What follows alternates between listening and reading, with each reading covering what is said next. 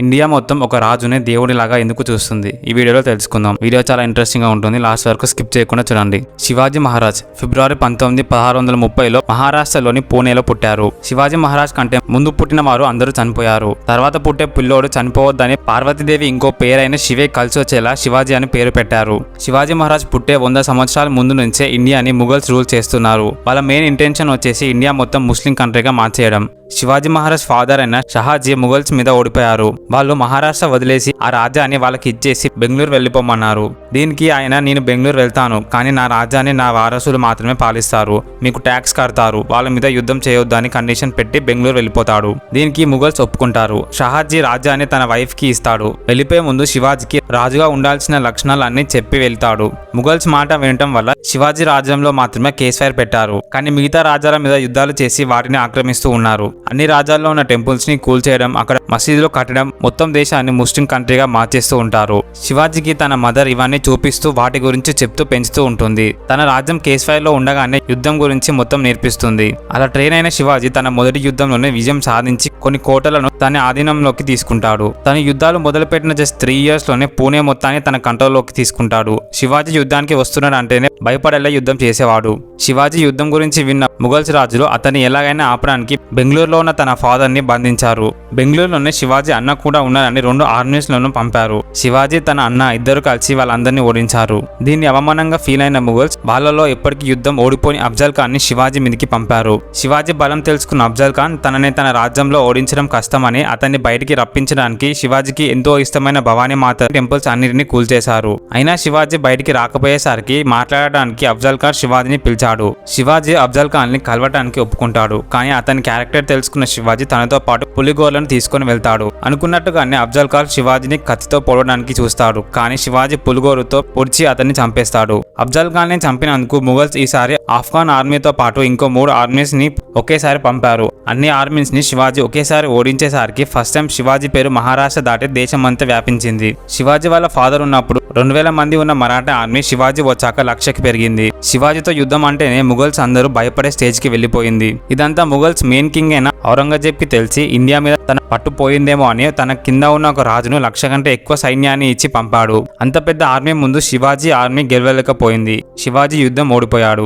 యుద్ధం ఓడిపోవడం వల్ల శివాజీ మహారాష్ట్ర వదిలి వెళ్ళిపోతాడు. కానీ ముఘల్స్ కి తెలుసు శివాజీ అంత తొందరగా ఓటమిని ఒప్పుకోడని. అలా యుద్ధంలో ఓడిపోయి మహారాష్ట్ర నుంచి వెళ్లిపోయిన శివాజీ 3 సంవత్సరాల వరకు మళ్ళా మహారాష్ట్ర రాలేదు. 3 సంవత్సరాల తర్వాత మళ్ళీ శివాజీ పూణేలో ఒక పెళ్లి జరుగుతుంటే పెళ్లి కూతురు బంధువుగా ఒక మారు వేషంలో వస్తాడు. శివాజీ అలా కోట లోపలికి వెళ్ళటానికి పూణే ప్రజలు హెల్ప్ చేస్తారు. శివాజీ కోట లోపలికి వెళ్ళగానే అక్కడ ఉన్న ముఘల్స్ రాజు మీద కత్తితో దాడి చేస్తాడు. ఆ రాజు భయంతో కిటికీ నుంచి దూకి పారిపోతాడు. అలా శివాజీ మళ్ళా తన రాజ్యాన్ని కంట్రోల్లోకి తీసుకుంటాడు. సూరత్ సిటీలో బిజినెస్ బాగా జరిగి బాగా డబ్బులు రావడంతో శివాజీ టార్గెట్ చేసి యుద్ధాలు చేశాడు. యుద్ధం గెలిచి ఆ సిటీని తన కంట్రోల్లోకి తీసుకొని ముఘల్ సంపాదించిన మనీ, గోల్డ్ మొత్తాన్ని తీసుకుంటాడు. తను దోచుకున్న మనీతో ఒక పెద్ద ఆర్మీని కొనేశాడు.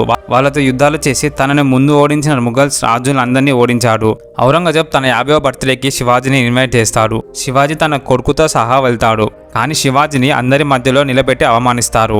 దీంతో శివాజీ అక్కడ నుంచి వెళ్ళిపోదాం అనుకుంటే ఔరంగజేబ్ ఆర్మీ శివాజీని పట్టుకుంటారు. ఎందుకంటే శివాజీని పిలిచింది బర్త్డే కోసం కాదు, అతన్ని చంపేయడానికి. శివాజీ ఇప్పుడు వీక్ గా ఉన్నాడని, రేపు మళ్ళీ స్ట్రాంగ్ అయితే మన మీద యుద్ధం చేస్తారని ముఘల్స్ అతన్ని ప్లాన్ చేసి పట్టుకుంటారు. పట్టుకొని అతనితో పాటు అతని కొడుకును కూడా జైల్లో వేస్తారు. అలా ఔరంగజేబ్ శివాజీని జైల్లో పెడతారు. అసలు ఔరంగజేబ్ శివాజీని రమ్మన్నదే చంపేయడానికి, కానీ మరాఠా ప్రజలు తిరగబడతారేమో అని భయపడి ముందే జైల్లో పెడతారు. కొంతమంది హిందూ పనివాళ్ల సహాయంతో శివాజీ కూడా పనివాడిలాగా రెడీ అయ్యి రాజ్యం నుంచి బయటకు వెళ్తున్న కొన్ని వెహికల్స్ లో దొంగచాటుగా తన కొడుకుతో పాటు తప్పించుకుంటాడు.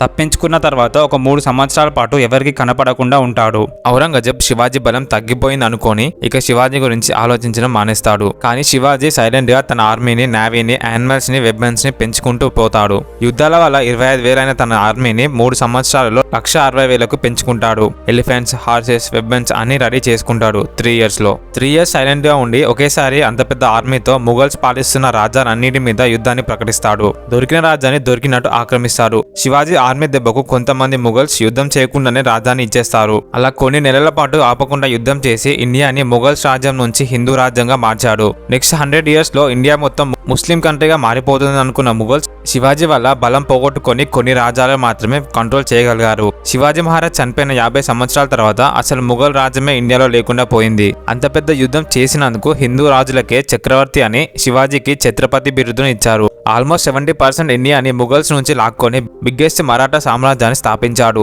1680 ఏప్రిల్ 3న హెల్త్ ప్రాబ్లమ్స్ వల్ల ఛత్రపతి శివాజీ మహారాజ్ చనిపోయారు. శివాజీ మహారాజ్ కి ముస్లిమ్స్ అంటే కోపం కాదు, మతం అడ్డు పెట్టుకొని వాళ్ళు చేస్తున్న దారుణాలంటే కోపం. శివాజీ మహారాజ్ వెపన్స్ కి ఇన్ఛార్జ్ ఓ ముస్లిమే, ఆ రాజ్యంలో ఉన్న మన్నికి కూడా ఇన్ఛార్జ్ ముస్లిమే, ఆఖరికి తన పర్సనల్ సెక్యూరిటీ కూడా ఒక ముస్లిమే. ముఘల్స్ టెంపుల్స్ అన్నిటినీ కూల్చేస్తుంటే శివాజీ మాత్రం మసీదులు కట్టించాడు. ఛత్రపతి శివాజీ మహారాజ్ దేవుడు కాకపోవచ్చు, కానీ మన టెంపుల్స్ లో దేవుళ్ళు ఉన్నారంటే శివాజీ మహారాజే కారణం.